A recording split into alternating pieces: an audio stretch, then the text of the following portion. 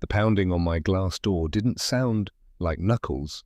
It sounded like metal, something meant to break things. 11 at night, the only light on in the house was the lamp beside my recliner. Then my daughter's voice came through the door, sharp and strange. "Dad, open up. We need to talk to you right now." I'd had the locks changed 2 weeks earlier after I found out what I found out, so I knew exactly why she was outside. I just didn't know how far she and her husband were willing to go to get what they wanted.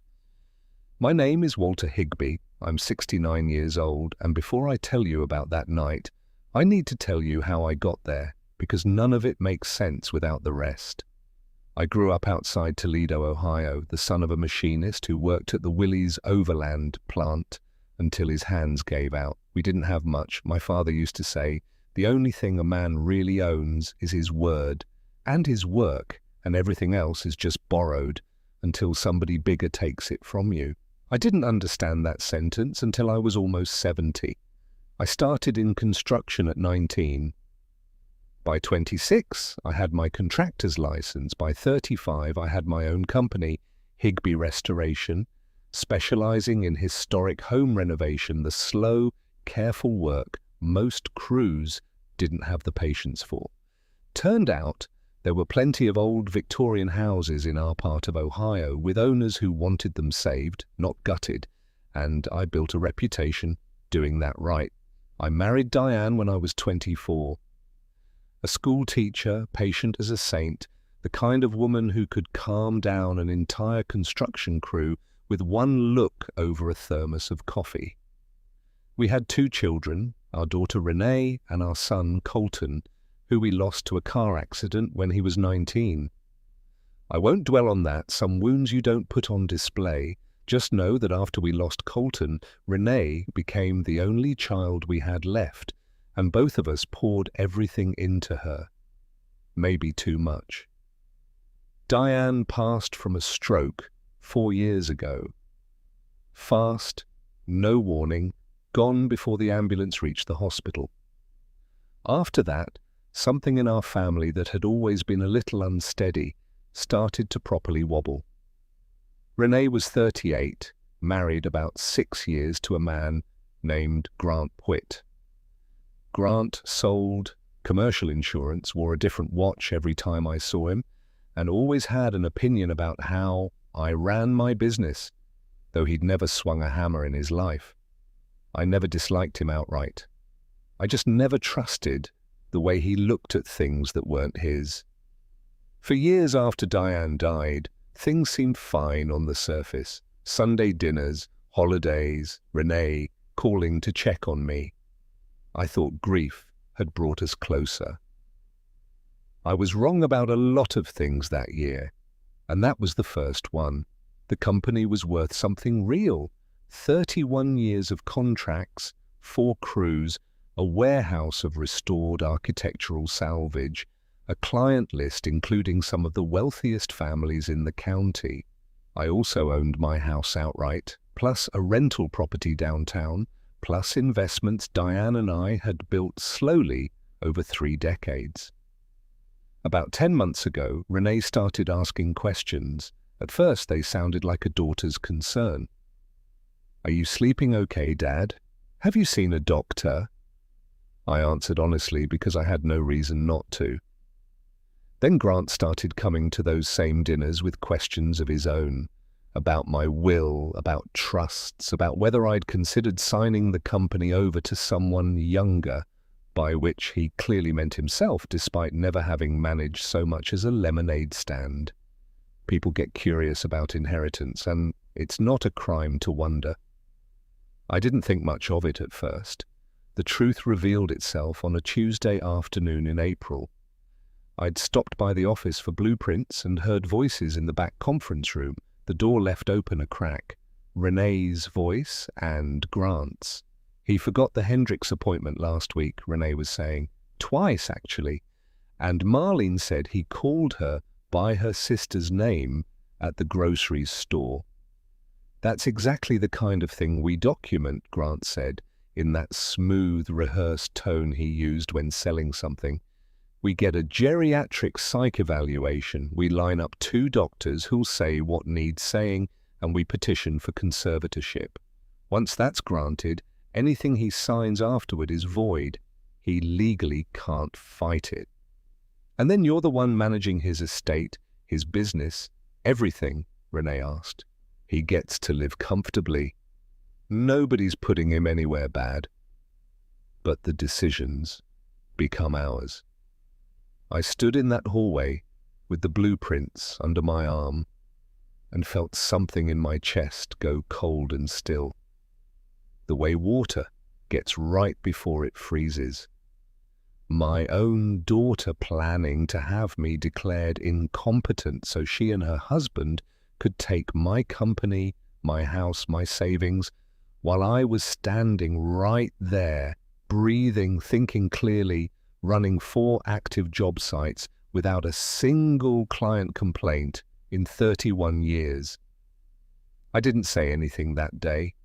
I drove home and sat in my truck in the driveway for 40 minutes before I could make myself go inside. That night, I called the one person I still trusted completely, Bernard Okafor, Diane's cousin, though we'd always just called him family. "Walt," he said, "you need a real lawyer, somebody who eats conservatorship cases for breakfast." I found her within a week, a sharp attorney named Priscilla Vance, who'd spent 15 years defending elderly clients against exactly this kind of scheme. When I laid it out for her, she didn't look surprised. "Mr. Higbee," she said, "you have 2 paths. Confront them now, which gets messy fast, or quietly build your defenses first and let them walk into a wall they don't see coming.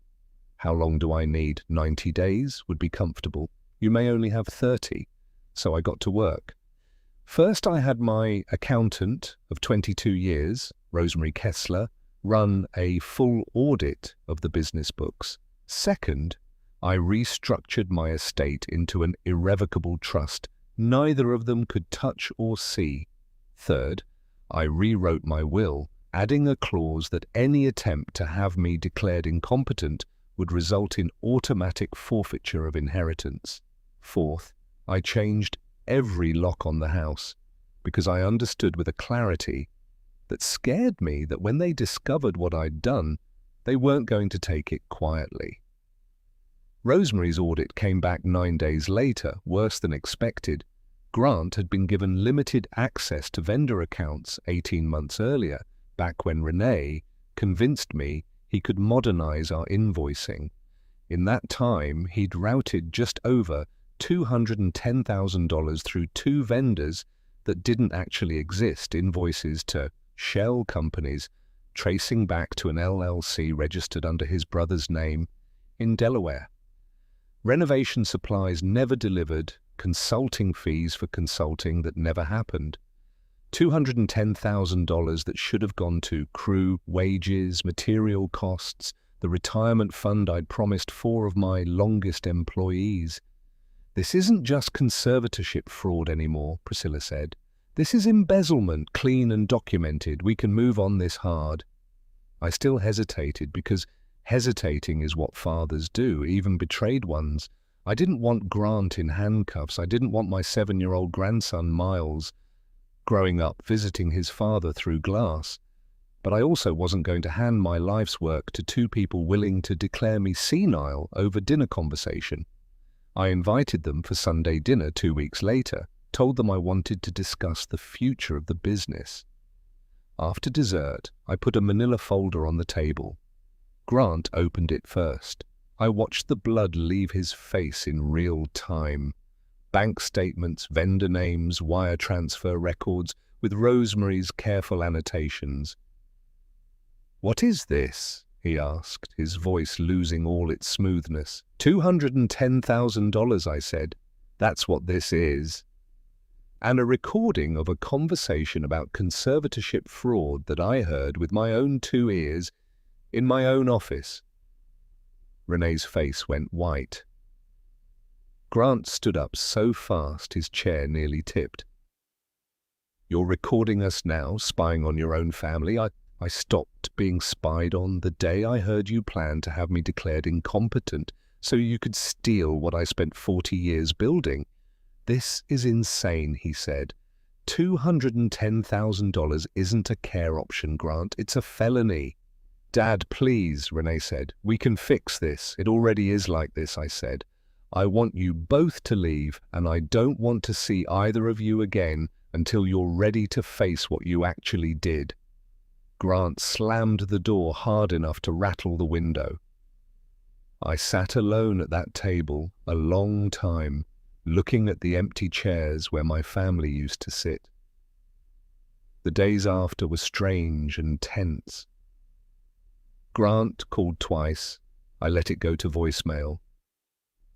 Renee texted things like, "We need to talk and you're overreacting." I didn't respond. What I did do was call Bernard and ask him to stay at the house for a few days. He came the next morning with a duffel bag and didn't ask why. I also hired a security firm to install cameras at every entrance and had a private investigator confirm what I suspected. Grant had been meeting with an old law school friend, laying groundwork for a formal incompetency petition regardless of what I had shown him at dinner. That's exactly why 11 days later, when I heard that pounding at 11 at night, I already knew who it was. I opened the door slowly, Bernard half a step behind me. Renee stood on the porch, and behind her, Grant, holding a tire iron loosely at his side, like he hadn't quite decided whether he needed it. "What is this?" Renee said, staring past me at Bernard. "Some kind of intervention." "It's a witness," Bernard said evenly. "Someone who's going to remember every word said here tonight." Grant's jaw tightened. "This is a family matter. Get out of the way. You brought a tire iron to your father-in-law's porch at 11 at night, Bernard said. That's not a family matter anymore. That's a crime scene waiting to happen. The tire iron dropped an inch in Grant's hand. "We just wanted to talk to him at 11 at night. With a weapon," I said, looking straight at my daughter. "Is that what I am to you now, something you have to break down a door for?" Grant recovered his nerve faster than she did. "You think you're clever, Walter, using my full name the way people do when they've decided you're no longer family. Filing charges, hiding money, turning my own wife against her instincts. This isn't over. It's over for you at the company," I said. "It's over the moment the district attorney's office finishes reviewing what Rosemary found. You're going to put me in prison over some invoices," he said, his voice cracking on prison. "You put yourself there," I said. "The day you decided lying to your wife's father was easier than working an honest job."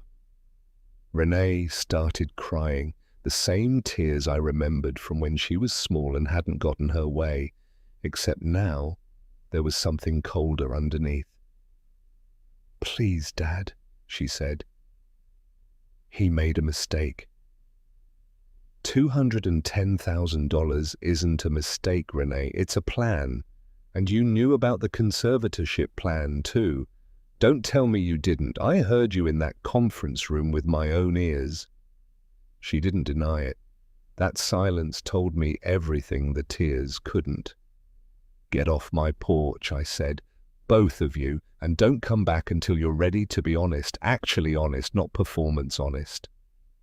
My private security guard stepped into view from the shadows, and something about a witness in uniform drained the fight out of Grant fast.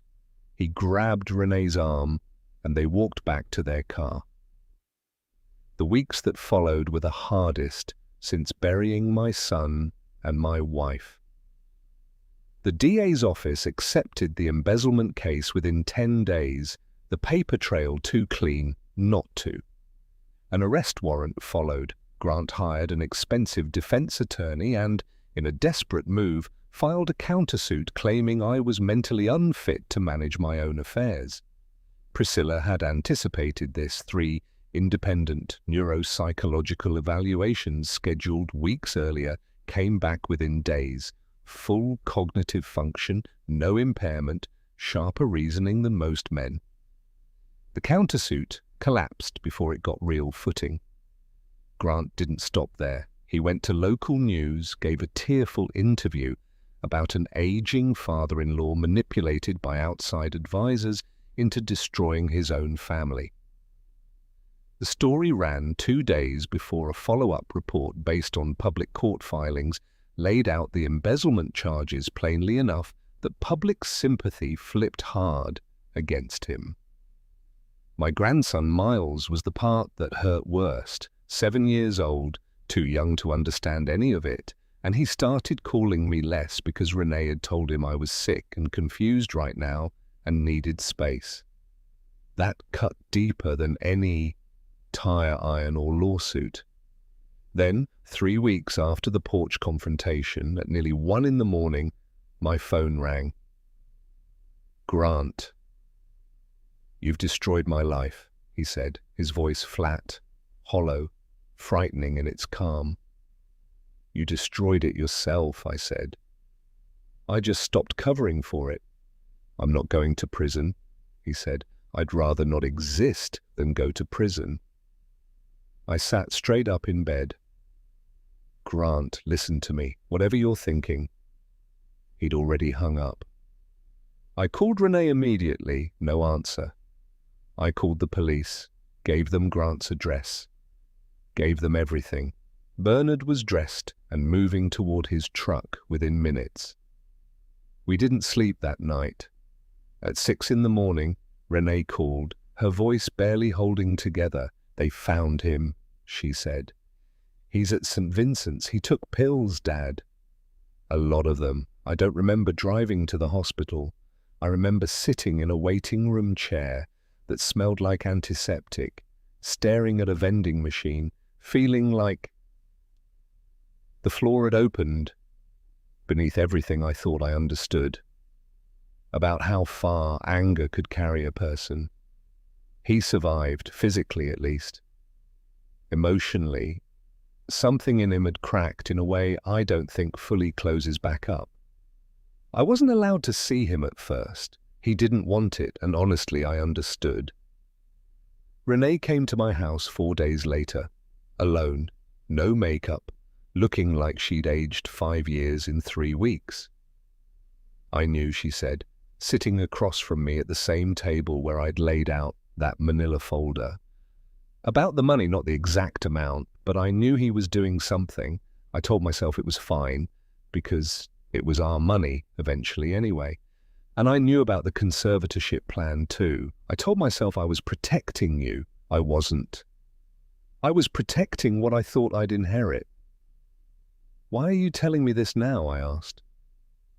Because I watched him in that hospital bed with a tube down his throat, and none of it, the house, the company, any of it, mattered anymore. I almost lost him because we both decided greed was worth more than honesty. And I almost lost you too because I let fear make my choices for months.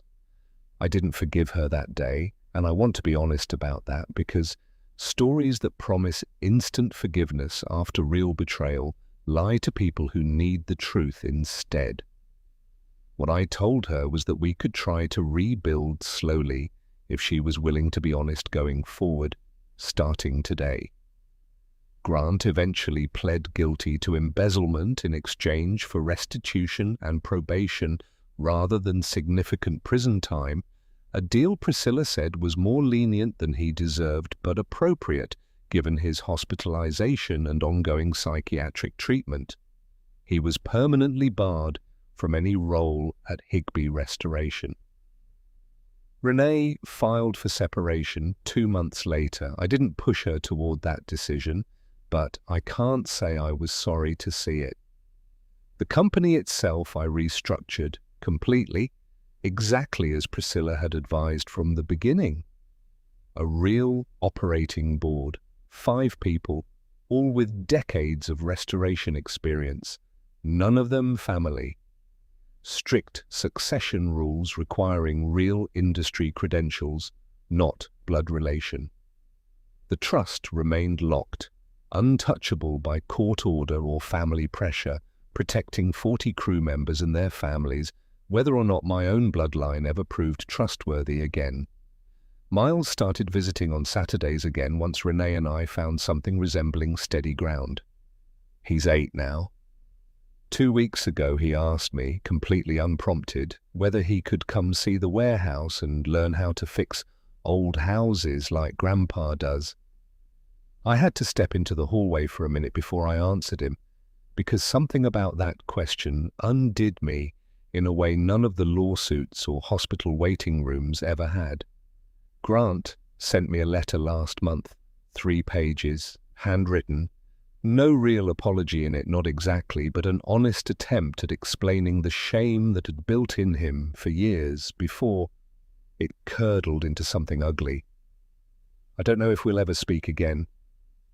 Some doors, once someone brings a tire iron to them, don't reopen the same way. I think about my father sometimes, standing in our kitchen in Toledo, telling me the only thing a man really owns is his word and his work.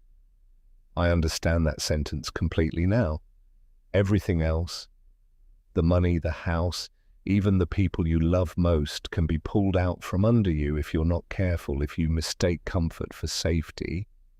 But dignity, the willingness to stand in your own doorway and refuse to be erased by the people who should have protected you hardest, that's something nobody can take unless you hand it to them yourself. I'm 69 years old. I built something real with my own 2 hands, and I defended it, even when defending it meant standing across a dinner table from my own daughter and telling her the truth she didn't want to hear. It didn't end the way fairy tales end. It ended the way real life ends, imperfect, still healing, still uncertain some days, but I'm still standing in my own front hall, still holding my own keys, still the one who decides who gets let in. And at the end of everything, that's enough. If this story moved you, hit like, drop a comment about the part that stayed with you, and subscribe to Aftermath Tales so you never miss the next one. Your support keeps these stories coming, so share this with someone who needs to hear it, and we'll see you next time.